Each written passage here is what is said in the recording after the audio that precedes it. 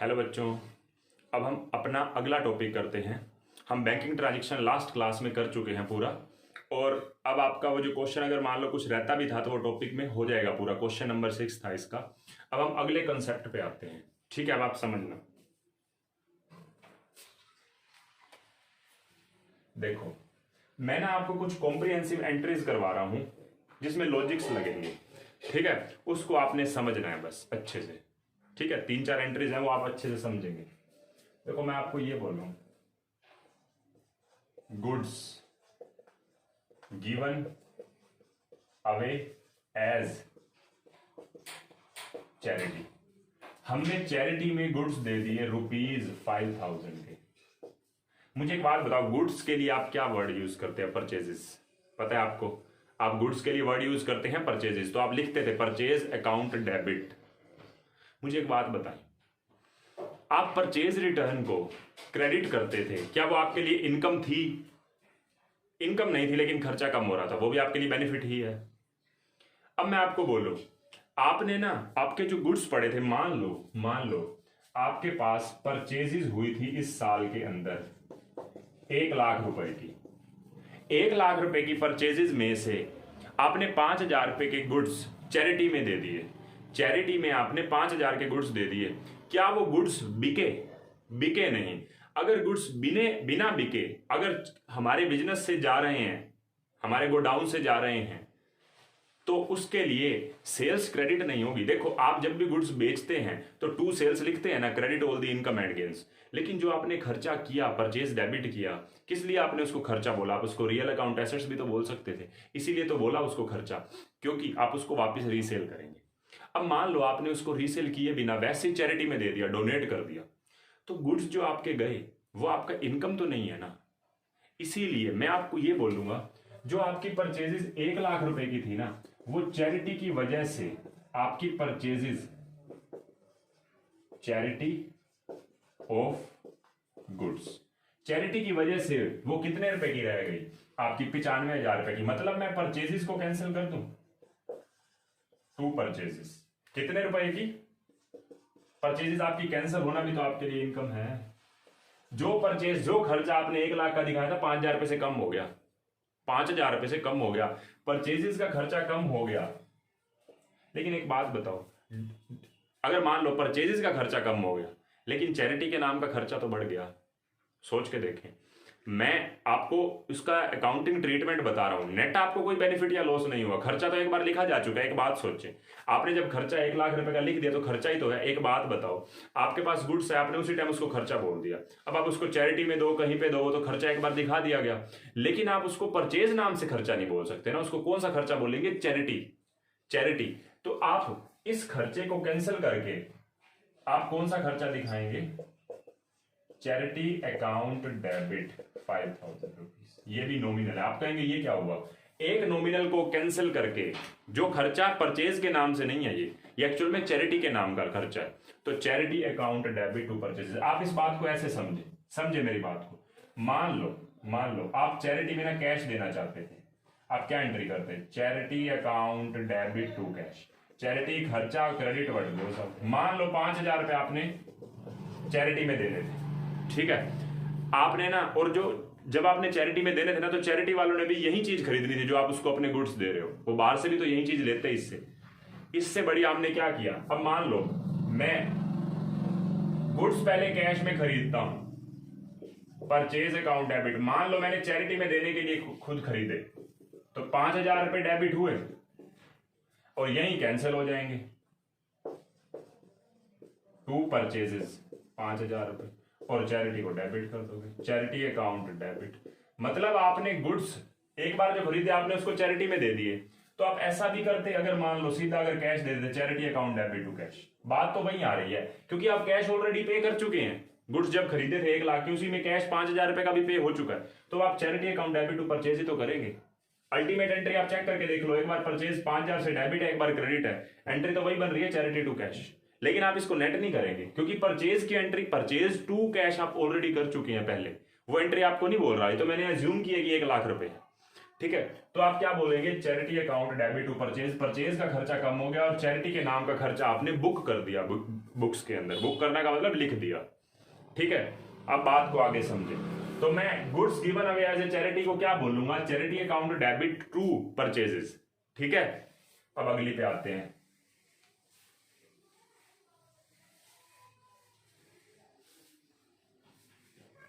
ओ ये तो लिखना ही था,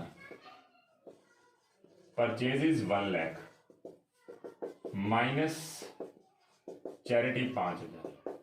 अब हमने जो चैरिटी में गुड्स दिए उसको हटाओ। अब मैं कह रहा हूं goods distributed as free samples. आपने फ्री सैंपल के तौर पे 10,000 रुपए के गुड्स बांट दिए। आपने किसको दिए गुड्स फ्री सैंपल के तौर पे, जो भी आपके जो आपसे खरीदते थे, रिटेलर गुड्स खरीदते थे या कस्टमर खरीदते थे, आपने उनको सैंपल दिखाया और सैंपल 10,000 रुपए के बांट दिए। मुझे एक बात बताओ, वो खर्चा एडवर्टीजमेंट दिखाया जाना चाहिए या परचेज के नाम का खर्चा होना चाहिए? परचेज तो आप ऑलरेडी कर चुके हैं, खर्चा तो दिखाया जा चुका है, लेकिन खर्चे का नाम परचेज नहीं होना चाहिए। इसलिए मैं क्या करूंगा, मैं परचेजेस को यहां पे भी कैंसिल कर दूंगा। परचेजेस को 10,000 रुपए से कैंसिल कर दूंगा। किस नाम से? एडवर्टाइजमेंट। मतलब फ्री सैंपल के तौर पे बांटे तो एडवर्टाइजमेंट के भी 10,000 रुपए कम कर दूंगा। और इसके अगेंस्ट इस खर्चे को कम करके मैं किसको दिखाऊंगा, एडवर्टाइजमेंट एक्सपेंसेस डेबिट 10,000। नॉमिनल है, दोनों नॉमिनल। ये खर्चा है debit all the losses and expense, ये एक्सपेंस हो गया। और ये जो परचेज का खर्चा दिखा रखा था उसको कैंसिल कर दिया। खर्चे का कैंसिल होना भी तो इनकम है ना। तो मैंने 2 एंट्रीज अभी तक करवाई हैं, चैरिटी टू परचेज और advertisement expenditure debit to purchase. ये 2 बातें बताई हैं। दोनों में आपके गुड्स जा रहे थे। देखो ना, goods distributed as free sample, वहां पे क्या था, goods given away as a charity. तो गुड्स जा रहे हैं तो टू परचेज होगा। मुझे एक बात बताओ, हमेशा जब गुड्स जा रहे होते हैं तो क्या हमेशा टू परचेज होता है? एक सिचुएशन में नहीं होता, जब सेल्स होती है। जब गुड्स को हमने बेचा है उससे इनकम के लिए तो सेल्स लिखेंगे, नहीं तो हर केस में आप क्या लिखेंगे, परचेजेस, टू परचेजेस। हाँ, एक परचेज रिटर्न वर्ड आता है जब आप वापस कर देते हैं गुड्स को। ठीक है, तो आपको ये बातें पता होनी चाहिए। मतलब सीधी सी बात मैं बोलूं, गुड्स जब बिना बिके रह जाते हैं ना, बिना बिके चले जाते हैं बिजनेस में से, तो टू परचेजेस होता है। और एक बस एक जगह पे आता है टू परचेज रिटर्न। अब आगे भी समझे, जैसे मैं और बता रहा हूं।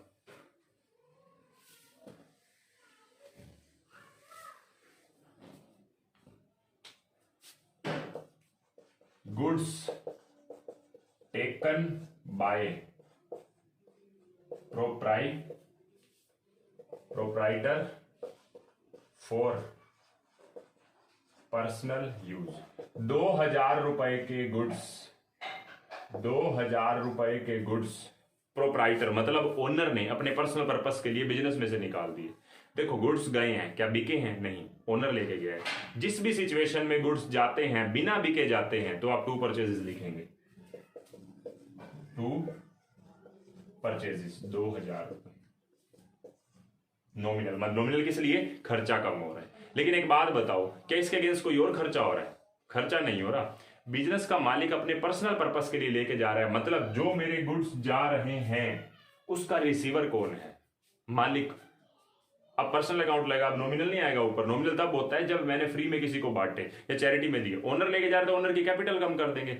ओनर की कैपिटल कम करने का मतलब क्या होता है? Drawings account debit. उसका नाम नहीं लिखा जाता, उसका नाम नहीं लिखा जाता। तो मैं क्या वर्ड यूज करूंगा? ड्रॉइंग्स। ड्रॉइंग्स का मतलब क्या है? कौन सा अकाउंट है? पहले तो मुझे ये बताओ। ड्रॉइंग्स पर्सनल अकाउंट है। जब भी मालिक बिजनेस में से पैसा लेके जाता है, मैंने बोला था कि वो रिसीवर है। सेम बात है, वो गुड्स लेके जा रहा है, रिसीवर तो फिर भी है, चाहे वो गुड्स का है चाहे कैश का है। तो डेबिट द रिसीवर, मतलब ड्रॉइंग्स अकाउंट डेबिट। मतलब जो ओनर अपने पर्सनल पर्पस के लिए गुड्स लेके गया उसकी एंट्री क्या होने वाली है? Drawing account debit to purchases. मान लो कैश लेके जाता तो drawing account debit to cash. बस सिंपल सी बात थी। अब मैंने आपको 3 एंट्रीज बताई हैं। Goods given away as a charity के लिए क्या है? Charity debit to purchases. Goods given away as a free sample, तो उसके लिए क्या होगी? Advertisement expenditure debit to purchases. और goods withdrawn by owner for personal purpose या प्रोप्राइटर, तो drawing account debit to purchases. तीनों केस में टू परचेजेस तो होना ही होना है। ठीक है, लेकिन पहले 2 केसेस में वो नॉमिनल अकाउंट था, खर्चा था। यहाँ पे खर्चा नहीं है, यहाँ पे पर्सनल अकाउंट है। रिसीवर को देखेंगे क्योंकि ओनर अपने पर्सनल पर्पस के लिए लेके जा रहा है। 3 एंट्री हो गई। अब लास्ट और 4th एंट्री है। ठीक है, समझना उसको भी।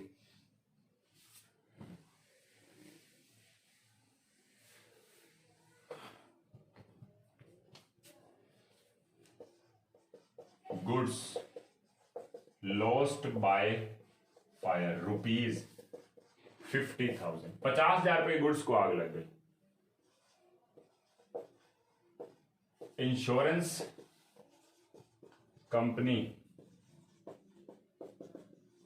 Admitted the 40% claim. देखो एक बात बताओ, आपके गुड्स को आग लगी है, आपको लॉस तो हुआ ही है। परचेजेस, एक बार ये एक बात मैंने आपको पहले बता दी, जब भी गुड्स जाते हैं बिना बिके तो टू परचेज आना है, सिर्फ परचेज रिटर्न को छोड़ के। वहां पे तो टू परचेज रिटर्न वर्ड ही आएगा जब वापस करते हैं। मतलब बिजनेस से बिना बिके अगर गुड्स जाएंगे तो टू परचेज तो होगा। मतलब लॉस जब हुआ ना 50,000 के गुड्स का, तो टू परचेजेस तो होना ही होना है 50,000 रुपए से। ठीक है, इसके अगेंस्ट मुझे क्या हुआ, लॉस हुआ। ये नॉमिनल अकाउंट, मतलब परचेज का खर्चा कैंसिल करके मैं क्या दिखा दूंगा, loss by fire account debit 50,000, 50,000। ठीक है, तो नॉमिनल, समझ रहे हैं बात को।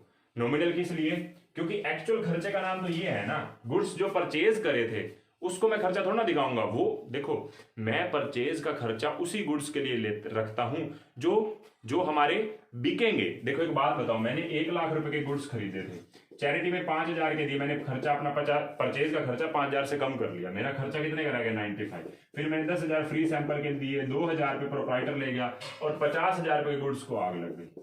तो अल्टीमेटली मेरी परचेज कितने की रह गई, ये रह गई हमारी 50 और 17 33,000 की परचेजेस रहेगी। तो मैं उस परचेज को दिखाऊंगा ना एक्चुअल खर्चा मेरा। ये परचेज मेरा खर्चा थोड़ी ना है उसके अगेंस्ट, तो बल्कि लॉस बाय फायर मेरा खर्चा है। देखो लॉस होना एक बात है, लेकिन लॉस किस नाम से दिखाया जाए। अब मैं आपको बोलूं कि परचेज भी तो एक खर्चा है, तो परचेज में चलने दो, लेकिन एक्चुअल में जो आपका खर्चा हुआ है परचेज का, उसमें से कुछ तो लॉस हो गया ना। देखो मैं दो वर्ड यूज करता हूं, एक होता है एक्सपेंस, एक होता है loss. Debit all the losses and expenses. Purchase आपका एक्सपेंस था, आपने उस एक्सपेंस को कैंसिल किया है, उसके अगेंस्ट एक्चुअल में जिस कारण से लॉस हुआ उस लॉस का नाम लिखा है कि लॉस बाय फायर। ठीक है, तो नॉमिनल और nominal, debit all the losses and expenses और credit all the income and gain. ये इनकम या गेन नहीं है, एक्चुअल में हम परचेज के खर्चे को कैंसिल कर रहे हैं। जहां पे भी कोई खर्चा कैंसिल होता है वो क्रेडिट ही होती है। ठीक है, तो loss by fire to purchases, मतलब आपने एक्सपेंस को कैंसिल करके लॉस को दिखाया, होते दोनों ही नॉमिनल अकाउंट है। बात अब क्लियर। इसके बाद अब बात करते हैं, जब आपका लॉस हुआ ना, तो आप सारे के सारे लॉस को नहीं दिखाना चाहते। आपको ये चीज पता लगी है कि इंश्योरेंस कंपनी जो है ना मेरे को 40% क्लेम दे देगी। जितने का लॉस हुआ है ना उसमें से इंश्योरेंस कंपनी मेरे को 40% क्लेम दे रही है। ठीक है, मैं एक बार तो ना, क्योंकि मैंने गुड्स का ना इंश्योरेंस करवा रखा था। लोग करवाते हैं, बिजनेसेस करवाते हैं, क्या करते हैं, अपने गुड्स का इंश्योरेंस करवा लेते हैं। अगर कोई लॉस हो जाता है तो उनको पैसे मिल जाते हैं। अब मान लो हमने इंश्योरेंस करवा रखा था, तो मैंने क्या कहा, जो मेरा लॉस हुआ है, अच्छा आपकी एक नॉलेज और भी चेक हो जाएगी, जो हमारा लॉस हुआ है मैं उस लॉस को कैंसिल कर रहा हूं। लॉस बाय फायर, मैंने अपने लॉस को कैंसिल कर दिया, 50,000 रुपए के लॉस को। हालांकि मैं इसमें नरेशन भी लिख देता हूं, being goods lost by fire, being loss by fire charged from insurance company. आप इंश्योरेंस कंपनी से उस लॉस को चार्ज करना चाहते हैं। मुझे एक बात बताओ, जो लॉस आपको हुआ है वो आप लॉस किसके ऊपर डालना चाहते हो? आपने इंश्योरेंस करवा रखा है गुड्स का, तो मतलब आप अपने लॉस किसके ऊपर डालना चाहते हो? इंश्योरेंस कंपनी पे। अगर आपने इंश्योरेंस कंपनी पे डाल दिया तो इट मीन्स मेरे लॉस की रिसीवर कौन है? Insurance company. इंश्योरेंस कंपनी मेरे लॉस को रिसीव करेगी, इंश्योरेंस कंपनी मेरे लॉस को रिसीव करेगी। तो मैं क्या वर्ड बोलूंगा? Insurance company account debit. अब मुझे एक बात बताओ, इंश्योरेंस कंपनी कौन सा पर्सनल अकाउंट है? पर्सनल अकाउंट है, पहले तो ये बताओ, रिसीवर है किस चीज की? मेरे लॉस की। रिसीवर है कौन सा अकाउंट है? पर्सनल तो है, नेचुरल, आर्टिफिशियल या रिप्रेजेंटेटिव? सोच लो, क्योंकि इंश्योरेंस कंपनी है एक, तो ये कौन सा है? Artificial personal. आर्टिफिशियल पर्सनल है ये। ठीक है, नेचुरल तो है नहीं, कोई राम श्याम मोहन से तो पैसे लेने नहीं है। रिसीवर कौन है मेरे लॉस का? Insurance company. तो insurance company debit the receiver. 50,000 रुपए का लॉस जो मुझे हुआ ना, मैंने उस लॉस को कैंसिल कर दिया, और लॉस कैंसिल करना भी तो इनकम है। देखो, पहले आपने अपने एक्सपेंस को कैंसिल करके लॉस दिखाया, फिर आपने उस लॉस को भी कैंसिल करके किसको दे दिया ये लॉस? इंश्योरेंस कंपनी को। कहा कि आप हमारे लॉस को रिसीव करो, क्योंकि हमने आपसे इंश्योरेंस करवा रखा था। अब इंश्योरेंस कंपनी क्या कहती है? इंश्योरेंस कंपनी कहती है हमने पूरी तहकीकात की है, आपको जो हम रिकवरी देंगे ना इसकी, वो सिर्फ 40% क्लेम की देंगे, इससे ज्यादा हमारे लॉ के अकॉर्डिंग नहीं है। जो भी आपका लॉस हुआ हम आपको 40% अमाउंट देंगे। मतलब 50,000 रुपए के ऊपर 40% कितना हुआ? 50,000 का 40% 20,000 रुपीज इंश्योरेंस कंपनी ने मुझे कितने दिए? अब देखो, मैंने इंश्योरेंस कंपनी ने मेरे लॉस को रिसीव किया, ठीक है, समझ रहे बात को? उसने मेरे लॉस को रिसीव किया। अब रिसीव किया, जब देने की बात आई ना, तो मैं इसको लिख देता हूं, इसको यहां पे लिख देता हूं। जब इंश्योरेंस कंपनी की पैसे देने की बात आई ना, तो टू इंश्योरेंस कंपनी, वो गिवर कितने की है? 50,000 की। लेकिन उस 50,000 में से कैश की गिवर कितने की है? और मान के चले कि इंश्योरेंस कंपनी जो आपको पैसा देगी ना, वो कैश में नहीं देगी, वो आपको बैंक बैलेंस, आपके सीधा बैंक अकाउंट में पैसा आएगा। मतलब मेरे पैसे का रिसीवर कौन बनेगा? बैंक बनेगा। ये बात ध्यान रखना, आप बैंकिंग ट्रांजेक्शन कर चुके हैं, कोई मुश्किल बात नहीं है। मैं आपको पहले बता दूं, ये बहुत इंपॉर्टेंट क्लास चल रही है, ये वाली। यहाँ पे आप कॉम्प्रिहेंसिव एंट्री कर रहे हैं, मतलब ये वाली क्लास और इससे नेक्स्ट क्लास दोनों इंपॉर्टेंट होने वाली है, तो आप ध्यान से समझना। देखो, इंश्योरेंस कंपनी गिवर है 50,000 की, लेकिन उसमें से कैश की गिवर, मतलब कैश का मतलब मेरे बैंक बैलेंस में पैसा आएगा, ये बात ध्यान रखना। मतलब बैंक मेरे पैसे को रिसीव करेगा, पर्सनल डेबिट द रिसीवर। कितने मिलेंगे? 40%। मतलब 50,000 का 40% होता है 20,000 रुपए। मतलब मुझे अल्टीमेटली, मैं आपसे पूछूं एक्चुअल लॉस कितना हुआ? 50,000 रुपए का लॉस नहीं हुआ। लॉस मैंने खर्चा कम करके लॉस में दिखाया था 50,000 रुपए, फिर मैंने वो लॉस भी किसके ऊपर डाल दिया? उस लॉस को कौन रिसीव कर रहा है? Insurance company. फिर इंश्योरेंस कंपनी ने अपनी पूरी सर्च करी, उसके बाद उन्होंने चेक किया कि इसको तो 20,000 रुपए देने हैं। तो इंश्योरेंस कंपनी गिवर कितने की है? 50,000 रुपए की, जिसमें से वो हमें पैसा कितना रुपए दे रही है? बैंक के थ्रू 20,000 रुपए। और बाकी क्या हो गया? एक्चुअल लॉस हो गया, जिसको मैं बोलता हूं profit and loss account debit 30,000 रुपए। ये मेरा एक्चुअल लॉस हुआ। अब आप कहेंगे प्रॉफिट एंड लॉस अकाउंट क्या होता है? अगर आपको मेरी स्टार्टिंग क्लासेस देखी हैं, तो हम एट द ईयर एंड ना फाइनेंशियल स्टेटमेंट बनाते हैं, और फाइनेंशियल स्टेटमेंट में दो बनते हैं, एक प्रॉफिट एंड लॉस अकाउंट जो आपकी प्रॉफिटेबिलिटी को बताता है, और एक फाइनेंशियल बैलेंस शीट जो आपकी फाइनेंशियल पोजीशन को बताती है। ठीक है, तो प्रॉफिट एंड लॉस अकाउंट में सारे लॉस जाते हैं एट द ईयर एंड। तो ये मेरा लॉस एक्चुअल में 30,000 का हुआ। मतलब मैं आपसे पूछूं, आपकी अगर लॉस हुआ है फायर से और इंश्योरेंस कंपनी आपको क्लेम दे भी रही है, तो भी आप 3 एंट्रीज करेंगे। सबसे पहले loss by fire to purchases को कैंसिल कर देंगे, खर्चे को, उसके अगेंस्ट लॉस को दिखा देंगे। फिर लॉस भी हम किससे चार्ज करेंगे? टू लॉस बाय फायर, मतलब लॉस को कैंसिल कर दिया और उसको चार्ज कर रहे हैं हम इंश्योरेंस कंपनी से। इंश्योरेंस कंपनी मेरे लॉस की रिसीवर है, लेकिन इंश्योरेंस कंपनी ने पूरी सर्च करने के बाद कहते हैं हम तो गिवर बनेंगे कितने के? 20,000 के। मतलब वो 30,000 रुपए के लॉस के गिवर है, 20,000 रुपए के कैश के, 30,000 रुपए के लॉस के, बस। ठीक है, तो इन चारों एंट्रीज को समझने के बाद charity to purchase, advertisement expenditure debit to purchase, drawing account debit to purchase और loss by fire to purchase, ये 4 एंट्रीज जो भी हैं, इसके साथ 2 और भी हैं ये भी। तो ये आपकी जो एंट्रीज थी, 4 एंट्रीज थी, ये आपकी बहुत इंपॉर्टेंट एंट्रीज थी, आपके नॉलेज के लिए हैं ये। तो इसके बाद हम नेक्स्ट क्लास में अब फिर ऐसे एक कॉन्सेप्चुअल चीज करेंगे इसी तरीके, बस आपका जर्नल कॉन्सेप्ट खत्म हो जाएगा। फिर एक एक्स्ट्रा क्लास लगेगी, उसमें आपको सिर्फ बेसिक लॉजिकल बातें करी जाएंगी। तो कहने का मतलब है आपकी 2 क्लासेस और हैं जर्नल की, और जर्नल आपका पूरा स्ट्रॉन्ग होना चाहिए। मैंने ऑलरेडी आपको क्वेश्चंस दे रखे हैं, तो वो क्वेश्चंस भी आप साथ साथ करते रहना। जो नहीं हो पाता ना उसको छोड़ देना, जब आपका चैप्टर पूरा हो जाएगा ना अपने आप ही होने लग जाएंगे। ठीक है, तो ध्यान रखना। बस इस क्लास में इतना ही, बाय बाय।